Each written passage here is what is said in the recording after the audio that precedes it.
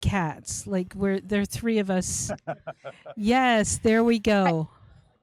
I can hear you now. Can you guys hear me? Yes. I can hear you. And it looks like we're going to maybe put it on gallery so we can all see. It's so good to see you guys. Agreed. Yeah. It's awesome. It's good night. It looks like it's not. If our team can turn around my monitor, because I can't see you, I can hear you, but they're going to turn it around so I can see you. There you are. Oh, there we are. We're all on there. So, because we're all broadcasting, why don't we just each of us introduce ourselves and, what mission are you from and what's your name? Yeah. Kim, why don't you start? Okay, I'll start. I'm Kim Cook. I'm with Bread of Life Mission here in Seattle, and we're down in Pioneer Square.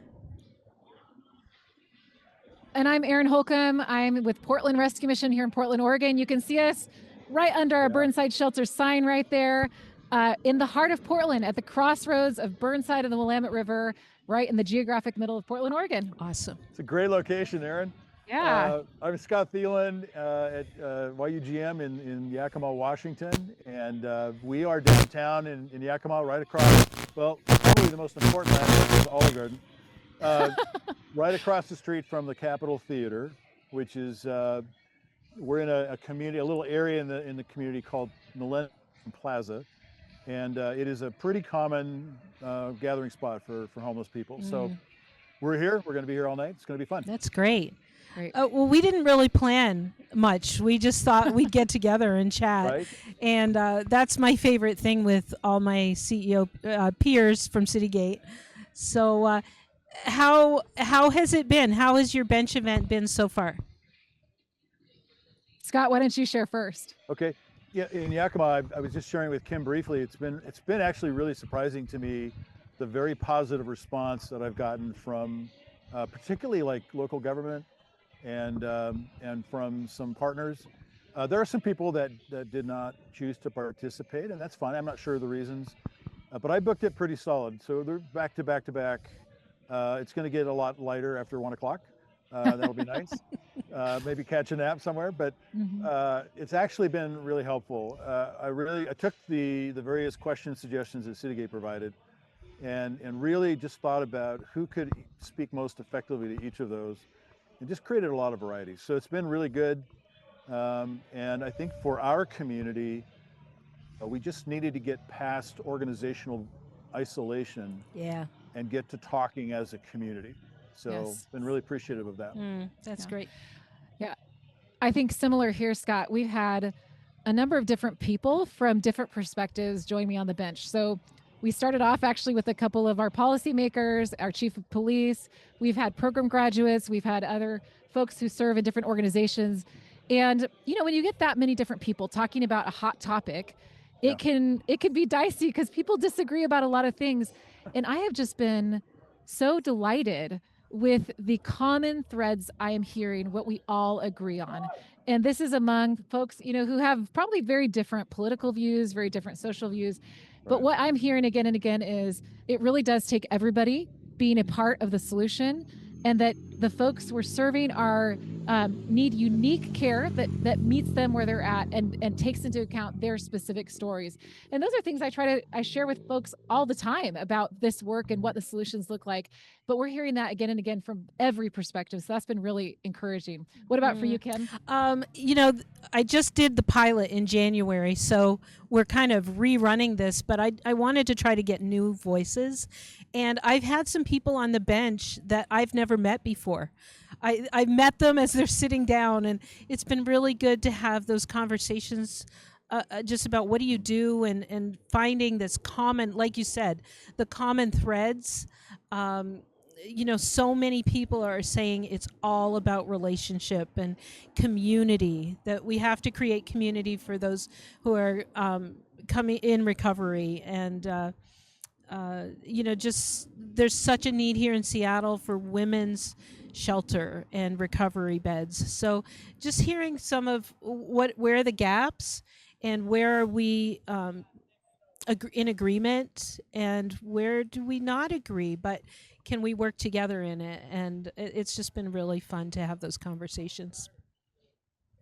That's really great to hear.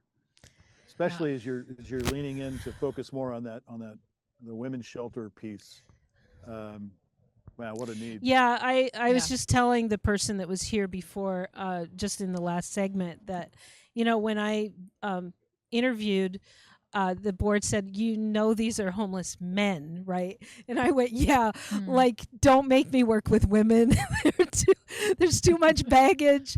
I'd rather work with men any day. But God is just breaking my heart for women here in Seattle. When I walk to work and see them getting up off the street, or still sleeping on the street with all the bustle around them, and the trauma and the danger that they must be going through, it's just breaking my heart.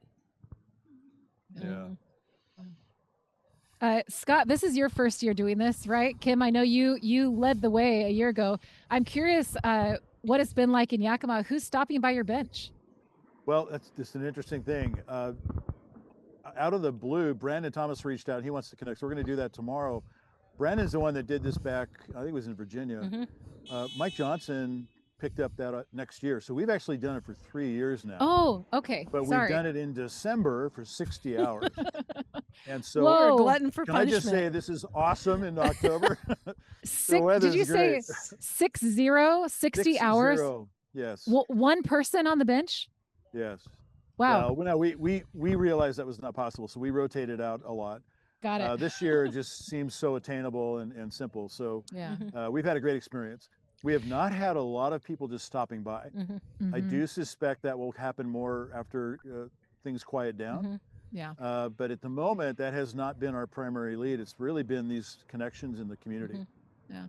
I feel like we should mention, we've talked about Citygate and we're talking about names of people in Citygate, but I don't know that everyone's tuned in with us understands how we work, because we are not officially coworkers, right? I mean, we are not on the same payroll, but there's some commonalities in what we do, and there's commonalities with missions across the nation. And Citygate is our national affiliate organization, which connects us all to have these conversations, not just today, but all year round. We have a national conference we can go to because we're approaching the same issues in a similar way.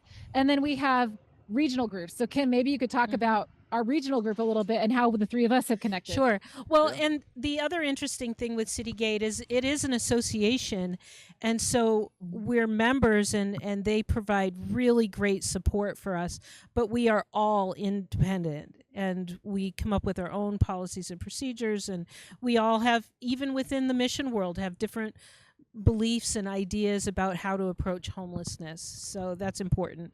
But yeah, so we're part of the Evergreen District, and help me to remember, the Evergreen District covers Alaska, Washington, Oregon, Montana, Idaho, and Wyoming. That's a huge district.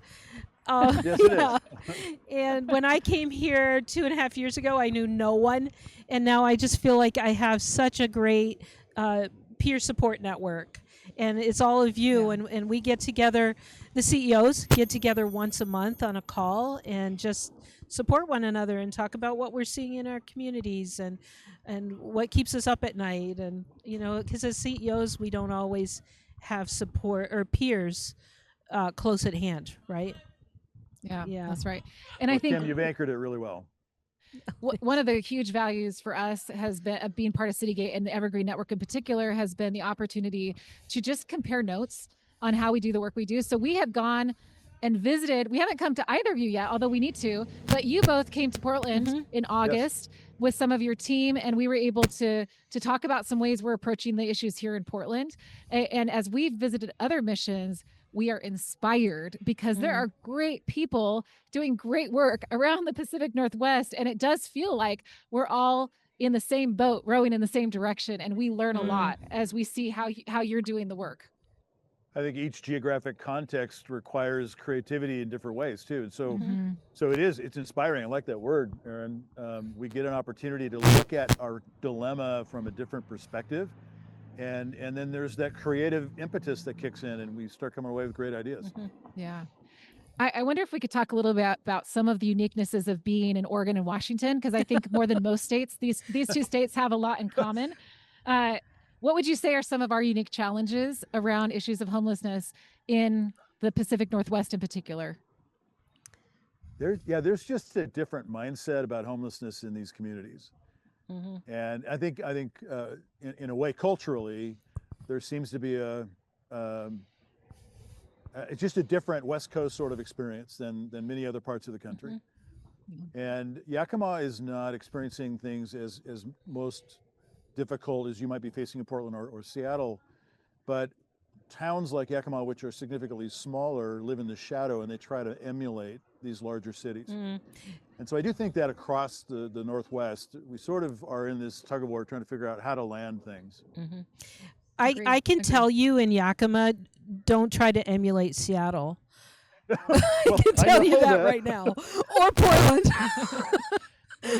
But all of our people go to school at UW and then they come over here. And, Yeah, right. Well, we're winning, but it's the wrong way.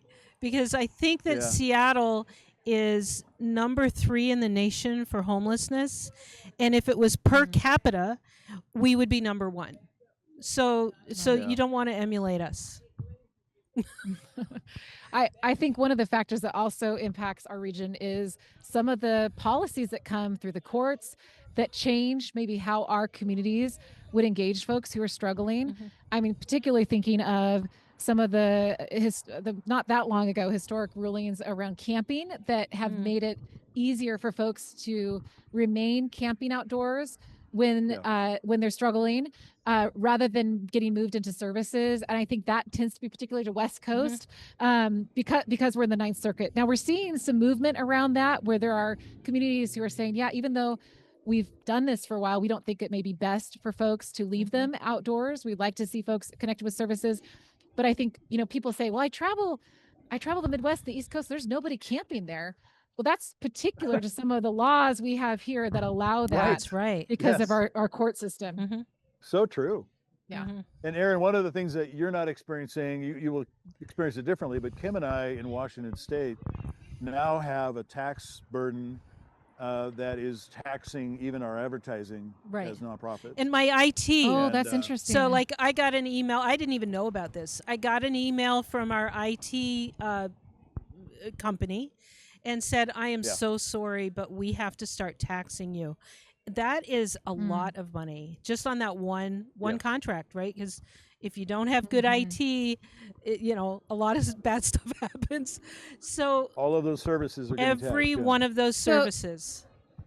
So even though you're a 501c3, they're saying some of the activities you do are subject to taxation? Yeah, I haven't found anything here that happens like that we get because we're a 501c3, to be honest. I came from New York and we did not pay sales tax in New York as a nonprofit. Yeah, none of that. And I came here and I went, what do you mean we have to pay sales tax? I just don't understand. So yeah, there's Welcome to the I know. Northwest. You can come see us in Oregon. We don't have sales tax. We just have income It's a tax. beautiful thing, Aaron. Yeah, well, we don't have Well, you'll pay it in income tax. we don't have income tax, but I can tell you they get it in other ways. Yeah. Yeah, I mean, Anyway, it seems like a minor thing, but it actually hits pretty hard. it really Yeah, does. I'm curious as folks are asking you, from your perspective on the bench, what's giving you hope for Yakima, for Seattle? What are you sharing as far as your vision for your community? What keeps you moving forward, knowing that you're in the middle of a lot of hard issues? For me, it's just seeing that organizations are coming together and starting to really move in one direction. And everybody wants so much to help. And so having these conversations and seeing that even when we don't agree on everything, that we can find common agreement and work together. And really, this has been so helpful for me to talk to our guys in our program and have them saying the same things that I'm saying and that other providers are saying. So we're seeing movement in the right direction. That's awesome. Yeah. Same thing here. The word that I keep using when our conversations is collaboration. And I think as a mission, what I'm trying to do is to position us as a leader in that effort. It's so easy to be isolated and caught in bureaucracy. And the only way to really fix that is to lean in or wade into the bureaucracy to try to make a difference. So that's the process we're in.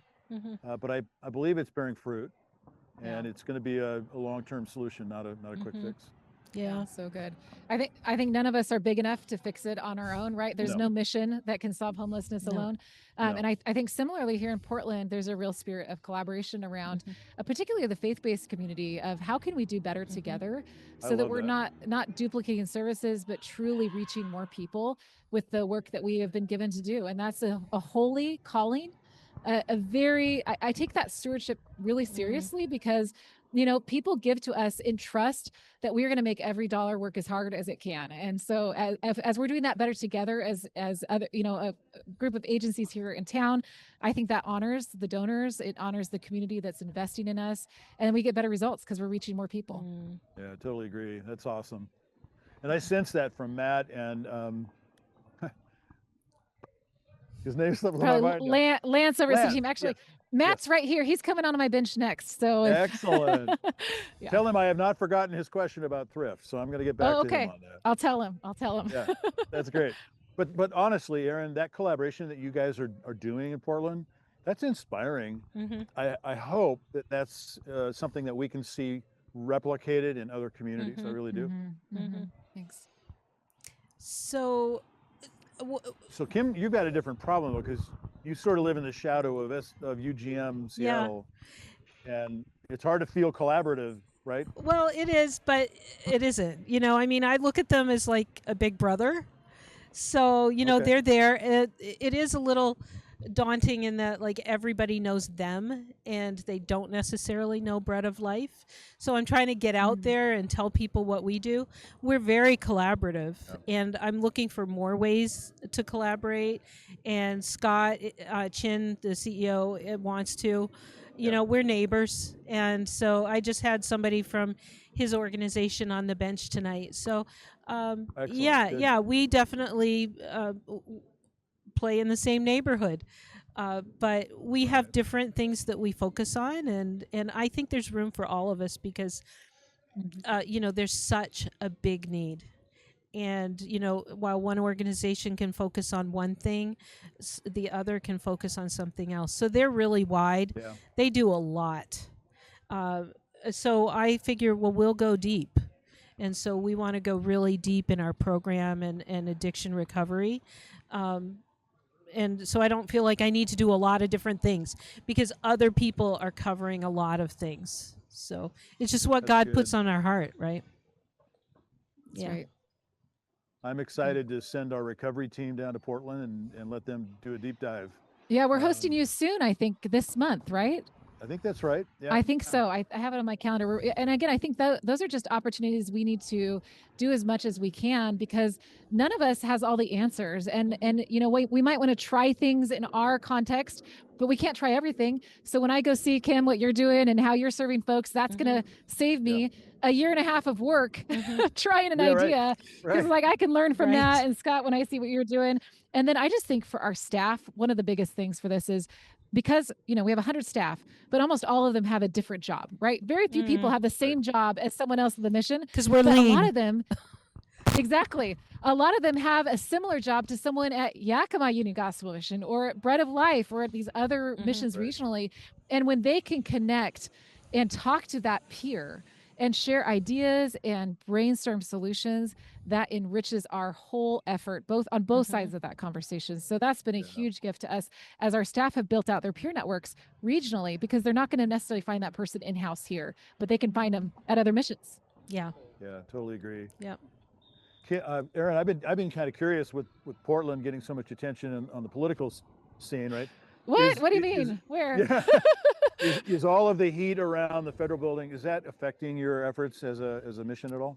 Really not at all. I mean, it's very quiet downtown. There's one block where there's some activity. I heard a helicopter go over about 20 minutes ago, but it's very minimal, and we're not seeing anything in our part of town. We're only about, 10 blocks from where that activity might be, but it's been very quiet. We don't expect anything other than just sort of same old around here for tonight.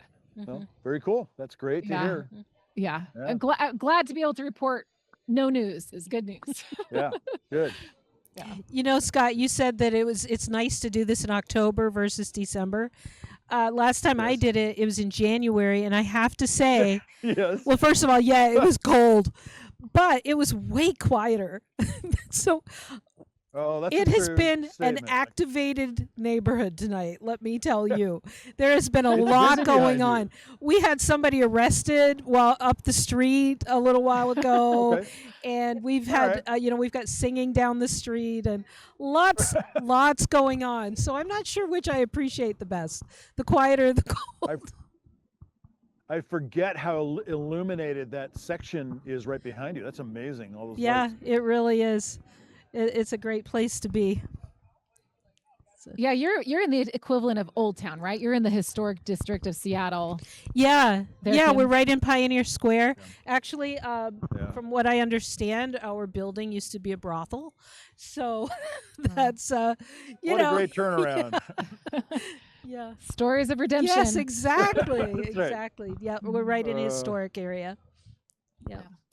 I'm curious who you all have coming on next. Who's lined up next to talk to you, or are you going to be waiting to see who's in the neighborhood? Well, I am really excited about my next guest. It's Andrew Constantino. And Andrew, we call him Blue Hair Guy. He came and sat on the bench with me after midnight last time, and we just hit it off. And he schooled me in harm reduction. And I'm sitting there going, I disagree with harm reduction, but this sounds really good. And because, he just knew what they did. And in July, he wrote an op-ed in the Seattle Times saying, this harm reduction thing isn't helping us. We need to change what we're doing. And so he did a complete 180. And I'm just really excited to talk to him about his thoughts on that. So, yeah. You mentioned that before, Kim. I think it's so cool to see, even though you didn't know and you didn't intend it, the reach that conversation ended up having in Seattle. It's huge. Yeah. So I'm really Yeah, looking it's really forward great. to, what the next step is there. So we'll have a good conversation. Looking forward to hearing couple of about that. Former staff members coming, each in different organizations now, and then our senior director of client services, Jason, is going to be coming down, and we're going to spend an hour unpacking some of the shelter changes that we've made. Mm, And That's by the way, awesome. that's going very well. that's great. Awesome. It's encouraging. When the moment, so we've gone to a phased sort of shelter model now, Mhm. and we have 29 individuals who elected to get out of the regular shelter and move into some kind of a more aggressive and accountable space. Wow. Wow. So they get their own bed, they get their own, it's the right thing. And so he's going to come down and share about that. And then I've got a conversation with our senior director of operations about all the work that we do in distribution and food. We service 9 food banks and just a whole bunch of stuff. So it's going to be fun. That's great. That's great. Well, and I have next up is Matt Stein. He works at Union Gospel Mission here in Portland. We've got another program graduate coming, and we've got a couple of our church partners coming to talk about how they're engaging in the community, serving folks who are in need. So yeah, I mean, every conversation has been such a good conversation, and we've had a few people stop by here just in the neighborhood, folks who go into the shelter behind me and are getting services there. It's just been really encouraging and uplifting to get to hear a lot of these, they're all unscripted, but some very unexpected conversations with folks. And again, hearing those common threads has been the coolest part about it. That's great. That's really great. Super to hear. Yeah. Well, I I'm appreciate excited. both of you. Yeah, Thank you. same. Thanks so much for taking time to do the call. I'll just say, if anyone gets bored of listening to me here in Portland, you can tune into Scott or to Kim. Yeah. We want you to stay here, but these are all happening across the nation. I think the Conversations on a Bench website has links to everybody who's webcasting Yeah, right now. they do. So, And if you tune in to me, do it before midnight because I scheduled a nap. I scheduled a nap between noon and 4 or 12 and 4. So, yeah. I love your transparency, Kim. It's awesome. that's right. We'll That's see. right. We'll see. Well, Well, thank good you to see guys. you both. I'm excited to debrief with you on the other side of this. Yeah, you Yeah, too. That's great. I really appreciate you have a guys. great rest of your Okay, time. bye-bye. Good night. All right. See you. Bye-bye.